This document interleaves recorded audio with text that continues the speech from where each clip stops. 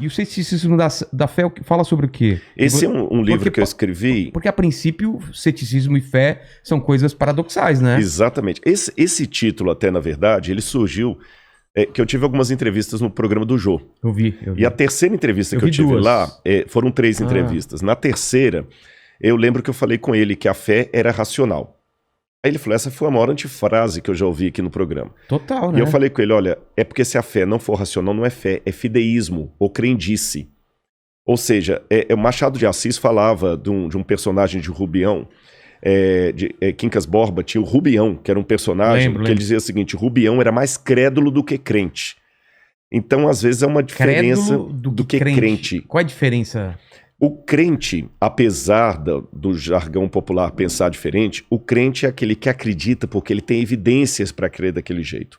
O crédulo é um ingênuo, é aquele que tem a fé por amor da fé. Ele acredita em qualquer coisa. Qualquer coisa. Você tá entendendo? Tá. Então eu aproveitei esse lance, e é um livro que eu já estava escrevendo. Esse livro é mais na área filosófica.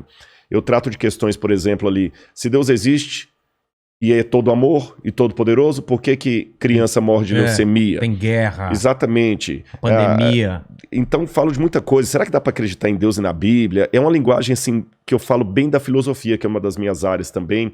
Falo um pouco da pós-modernidade. Numa linguagem mais descontraída. Tem um capítulo que eu falo decifrando Homer Simpson. Que eu faço uma análise sociológica do cidadão de hoje.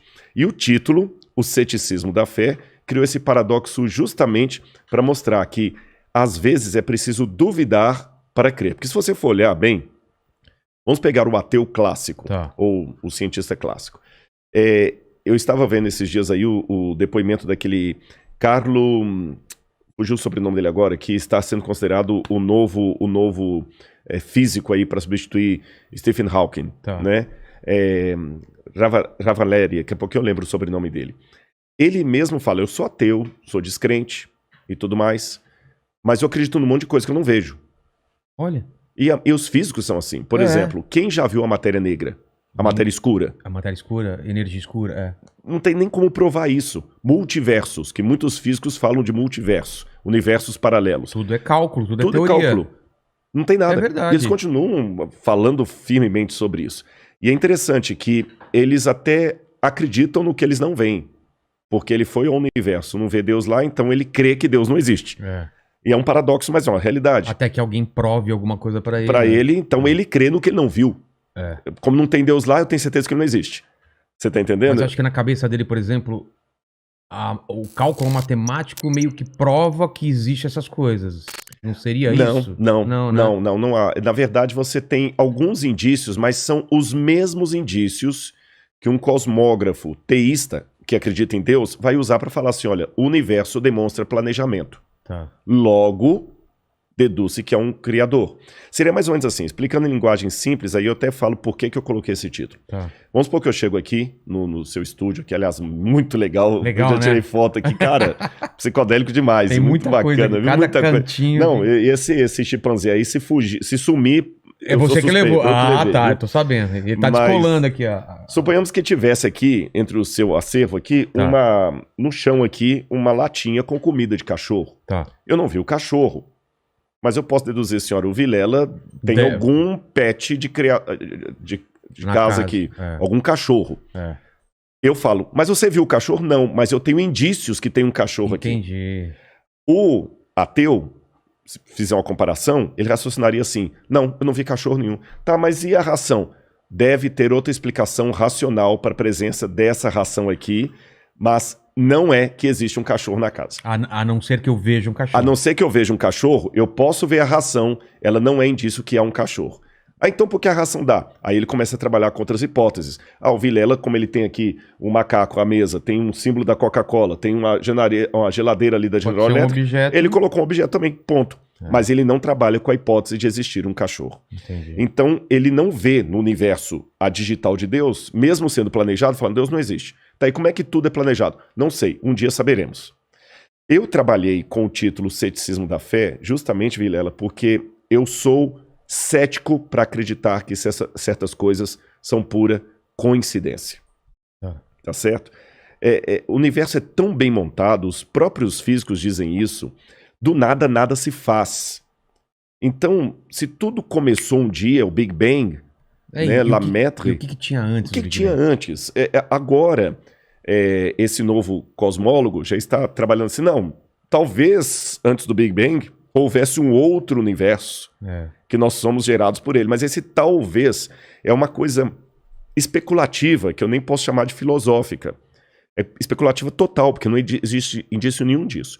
Quando o George Lemaitre, que era padre, por incrível que pareça, desenvolveu a teoria do Big Bang, na época de Einstein, eram amigos de Einstein e tudo mais, o que eles disseram? Esse é o que é clássico sobre o Big Bang e que está mais próximo de ser comprovado. Tá. Em primeiro lugar, o universo teve um começo.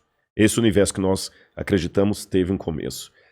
E antes do universo não havia nada. Nem o tempo, nem o espaço, gravidade. nem a gravidade, nem energia, não havia nada. Era o zero absoluto. Isso.